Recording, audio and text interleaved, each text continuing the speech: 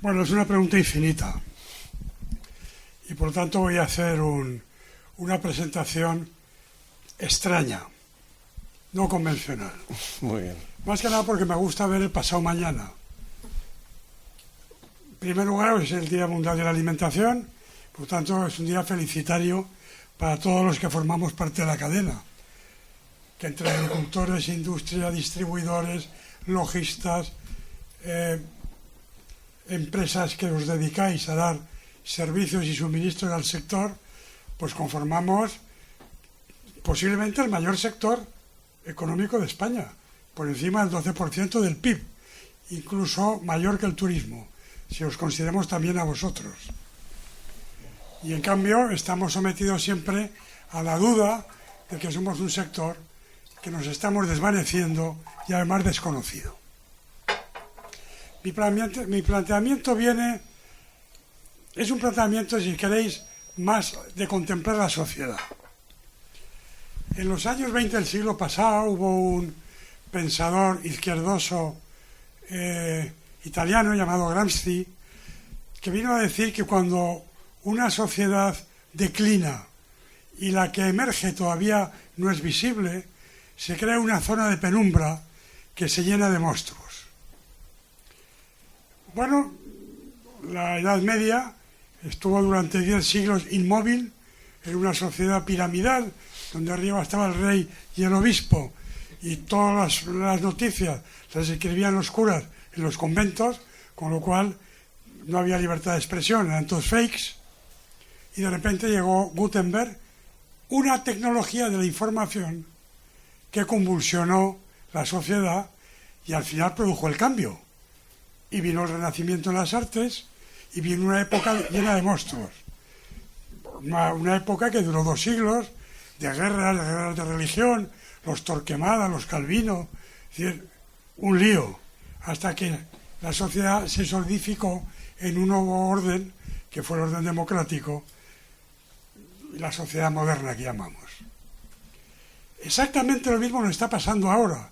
Es decir, hace como 40 años empezó una tecnología de la información nueva, potentísima, que todavía estamos apenas viendo los primeros efectos en la sociedad y que nos ha puesto patas arriba a la sociedad que se creó después de la Segunda Guerra Mundial, que ha sido una sociedad muy próspera, que ha repartido prosperidad en el mundo como ninguna otra durante estos 70 últimos años, y que ha permitido salir de la pobreza y que la humanidad empezará a resolver el problema no resuelto de que haya todavía 800 millones de humanos que no comen todos los días.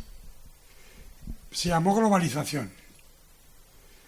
Bueno, las nuevas tecnologías modifican el transcurso de la información en la sociedad, vuelven a crear zonas de fake, vuelven a crear personas que ya no tienen datos para poder tener razonamiento propio, porque como están en el móvil, ¿por qué las tengo que memorizar?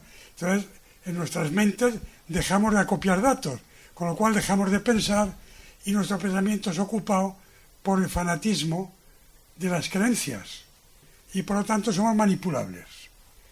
Y en esa sociedad estamos, en esa sociedad de penumbra donde nacen monstruos. Maduro, los Netanyahu, los Sánchez, está por todos los lados. Gente que se mueve por impulsos, por ocurrencias, por creencias, ahora por aquí, ahora por allá. Y ya entro en la primera consideración agroalimentaria. Es decir, la última edición política de la Comisión Europea. La misma von der Leyen y el segundo a bordo Timmermans, socialista holandés, fanático creyente como la Rivera de que el cambio climático prioridad absoluta, y nos casca un Green Deal y uno de la mesa de la granja a la mesa en el que hubo 4 instituciones científicas, la Universidad de Kiel, la de Wageningen, el JRC y el USDA americano, que los 4 dijeron: oye, vais a perder autonomía alimentaria, vais a producir menos y a mayor coste. No hicieron ni caso y se orientó toda la capacidad de la Unión Europea en aplicar la Green Deal. Al sector nos volvió loco, pero al final, ¿cuánto han subido los precios los 2 últimos años? ¿27%? Una inflación en 2 años de un 27% en los costes industriales. Estaba anunciado. También ayudó, lógicamente, a otro monstruo, la guerra de Ucrania. No previsto. También ha aparecido en esa penumbra. Con lo cual tenemos delante una zona que es muy difícil de prever. Si yo estuviera en la mente de la von der Leyen, me encontraría con el problema de que, primero, Europa es absolutamente necesaria para nosotros, porque nosotros no somos nadie sin ellos. Seríamos como la isla Tonga, que por cierto tiene un equipo de rugby bastante bueno. Es lo único que tiene, ¿no? Bueno, y veis que estamos yendo, incluso internamente, otra vez a los movimientos tribales, porque nos deshacemos hacia la nada.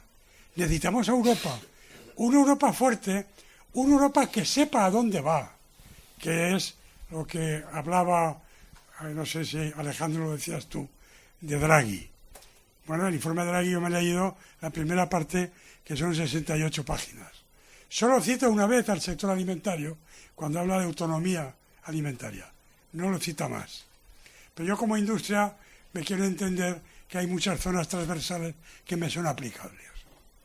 Menos fanatismo, mucha más productividad y más ciencia. Más ciencia. Para poder sobreponernos a esta época de penumbra. Y luego una visión de a dónde vamos. Porque me explico. ¿Alguno de vosotros no cree que Ucrania, una vez firmada la paz, que habrá que firmarla? Porque no puede estar así, no tiene sentido. ¿No entrará en la Europa comunitaria? Entrará, ¿no? No sé cuánto, de aquí a 10 años entrará.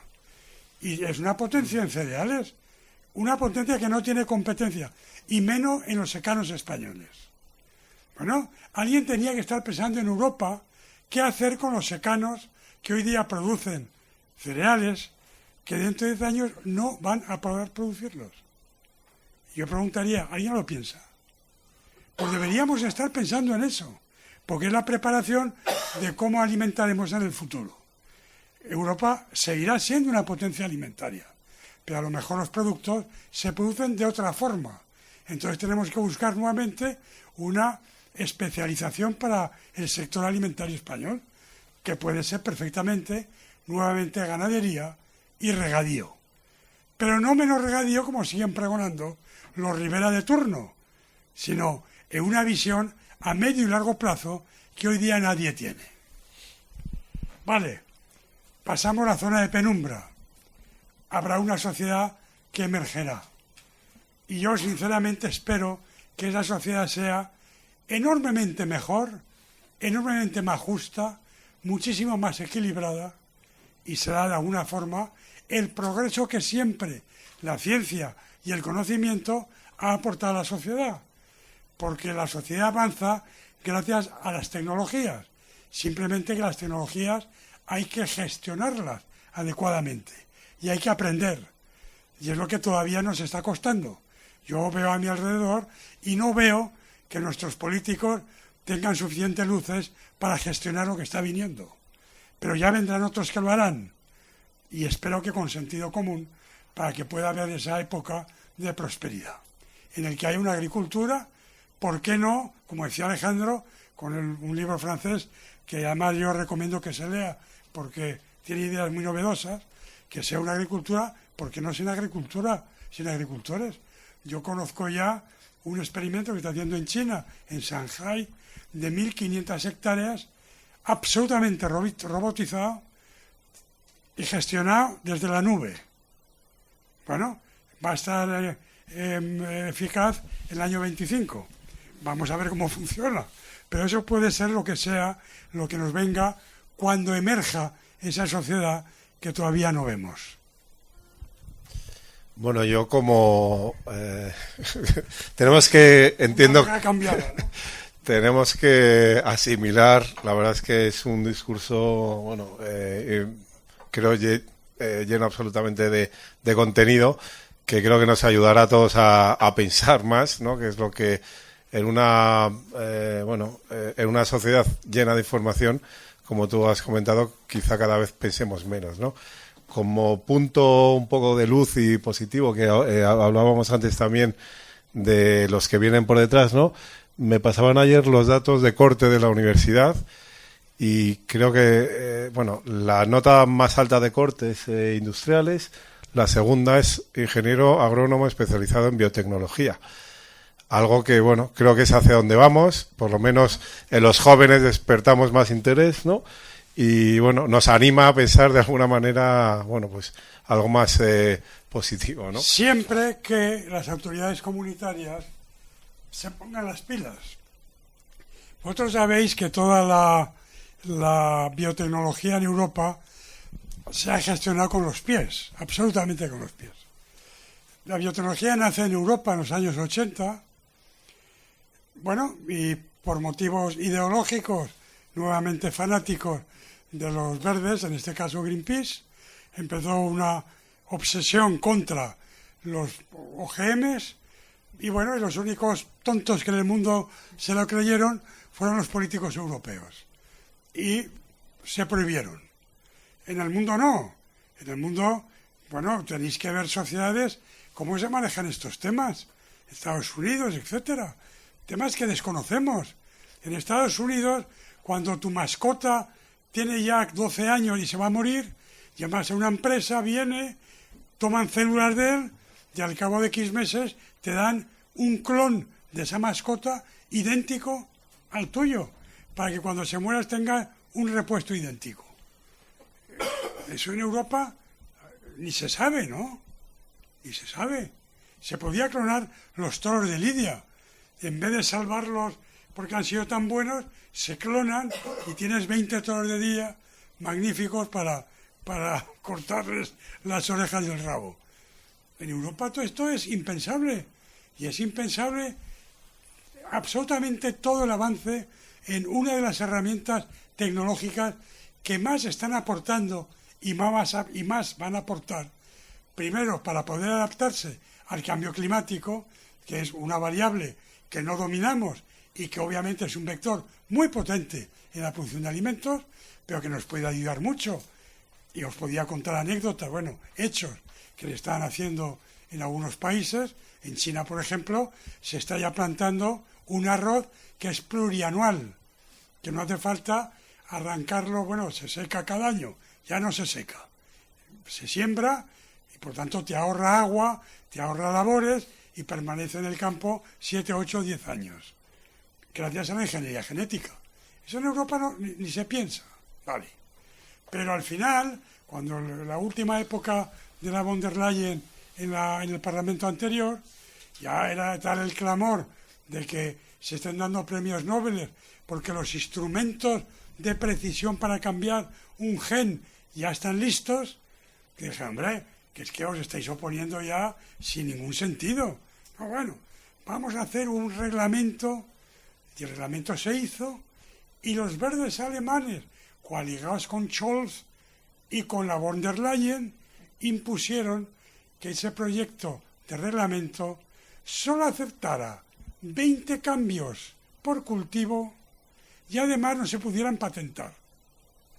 Con lo cual dices, estupendo, yo soy investigador de una empresa, soy un biotecnólogo estupendo, le tengo que pagar al biotecnólogo una pasta, voy a sacar una variedad de trigo que va a producir el doble con menos agua y menos fertilizante y luego no voy a poderla patentar. Porque tiene que ser de todos. Es decir, estas estupideces se están diciendo hoy todavía. Es decir, este reglamento ha vuelto a Europa y está otra vez ante el Parlamento. ¿Creéis que el Parlamento nuevo, que es un clon del anterior, va a decir otra cosa de la que ella dijo? Pues dentro de un año tendremos un reglamento absolutamente inservible en este tema. Nos estamos negando el futuro porque en Europa no hay sentido común que mire en el largo plazo. ¿Qué podremos hacer las empresas y bueno, las entidades de este sector para bueno, tratar de alcanzar estos retos, ¿no? Yo creo que hay dos caminos que no transitamos demasiado. Uno de ellos es hacer ruido. Yo siempre he dicho, y lo he comentado muchas veces con Ricardo, de que el sector agrario es un sector mudo. Lo único que sale en la prensa y en los medios es para llorar. Cuando la cosecha es corta, el precio es alto, pero la cosecha es corta. Cuando el precio es bajo, es que hay mucha cosecha, pero el precio es bajo. Entonces, siempre es el lloro. Siempre. Cuando es un sector que cada día hace millones de cosas bien. Entre otras cosas, en España, dar de comer muy bien a 47 millones de personas. 3 veces al día. Entonces, caramba, se pueden contar miles de cosas diarias, pero no se hace. Con lo cual el ruido siempre está dominado por los de siempre, los que cobran del Estado, ONGs, para hacer ruido en contra del sector alimentario. ONGs medioambientalistas, los Greenpeace, los antigenetistas, los antinucleares, los antitodo, el lloro, el que hay que dejar los ríos que fluyan al mar simplemente sin embalsar agua, que sobran regadíos. Y esto es lo que domina. Y esto es lo que además impregna la política. Porque el político ya no ve el bien común. Dentro de esta penumbra ve solo su continuidad. Y por lo tanto hace la política para que le voten. Y al final la sociedad se va impregnando de los mantras. Dice, no, yo estoy haciendo la sostenibilidad, yo estoy manteniendo el que el cambio climático se lucha a tope, por lo tanto me votarán. Pero hombre, que no se puede hacer de la noche a la mañana, que lo tienen que hacer una sociedad que se tiene que adaptar.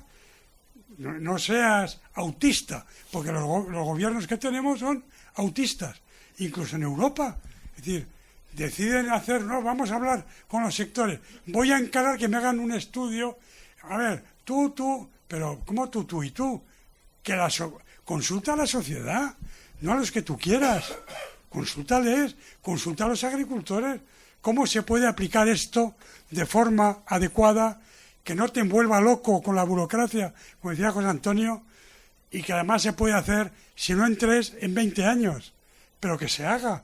Es decir, dialogando, la sociedad somos todos, armando ruido, primer caso. Y en el segundo caso, yendo a los tribunales.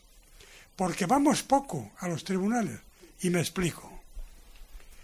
Una de las mayores aberraciones de la Unión Europea es el famoso tema de las cláusulas espejo. ¿Alguien puede entender que un mercado, que yo cuando entré en Europa, que yo estaba en el año 86, entramos en el mercado común? Un mercado. ¿Cuál es la regla básica de un mercado? Que la competencia sea leal. Es básico, pero no ahora. En el medievo se exigía que las medidas sean tipificadas para ese mercado. Siempre cuento que en mi pueblo, en Jaca, en la plaza del mercado está al lado de la catedral, y en la pared de la catedral está grabada la vara jacetana, que era la que servía para medir las telas en el mercado de Jaca. Todos con las mismas medidas, todos con la misma regla de juego. Y ahora nos encontramos que hemos llegado a una Europa comunitaria en donde las reglas de juego del mercado son distintas para los propios que para los que vienen de fuera. Y eso es una aberración básica contra el origen de la propia Comunidad Europea. Y eso, si no están los tratados, que me he estado leyendo, y en el Tratado Fundacional, artículo 101 a 109, se podía deducir que medio se recoge, habría que ir claramente al Tribunal de Luxemburgo y exigirlo. Pero no llorar, exigirlo, porque es de sentido común. Lo decía Adam Smith, que era un contemporáneo de Mozart, señores, 1750. Y aquí estamos todavía prohibiendo cosas que son de una idiotez asombrosa. Y no hacemos nada. Exigir nuestros derechos y armar ruido. Muy bien, tomamos nota, que creo que, bueno, no es fácil, pero creo que estaremos todos de acuerdo. Por último, ¿crees que estas políticas implantadas desde la Unión Europea no solo están afectando al propio entorno de consumidores y de productores aquí, sino que también impacta, digamos, fuera, a otros países fuera de nuestro entorno? Bueno, impacta lógicamente si disminuye nuestra productividad. Estamos en una economía abierta todavía en el tema agroalimentario, por lo tanto, si disminuye nuestra productividad, somos menos competitivos y exportaremos menos, cuando el sistema agroalimentario europeo es un sector fuertemente exportador. Luego ya, por esa parte, ya está influyendo. Queremos influir más mediante burocracia o las reglas, que es todo el reglamento de desforestación. Bien, vuelvo a decirlo, es exigir a los demás una regla de juego que tú ya tienes, con lo cual no está mal, pero nuevamente no lo pongas de la noche a la mañana, porque habrá que certificar esas importaciones, tendrás que dar más tiempo, hablar con los importadores y hablar con los exportadores, con los dos. Ahí la distribución tiene mucho que decir, porque los que importan fundamentalmente son la distribución, que luego los vende aquí. Si le pones pega, vas a tener otro aumento de precios que ya no lo soportaremos. Yo también había pensado otra maldad.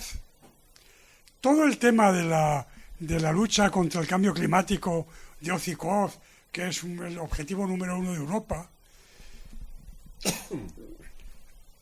Draghi dice que es un poco miope, porque estás actuando de un modelo que es mundial y que tú ocupas una parte pequeña. De nada vale que tú logres todo lo que tú quieres si el resto no lo hace. Y es lo que está pasando.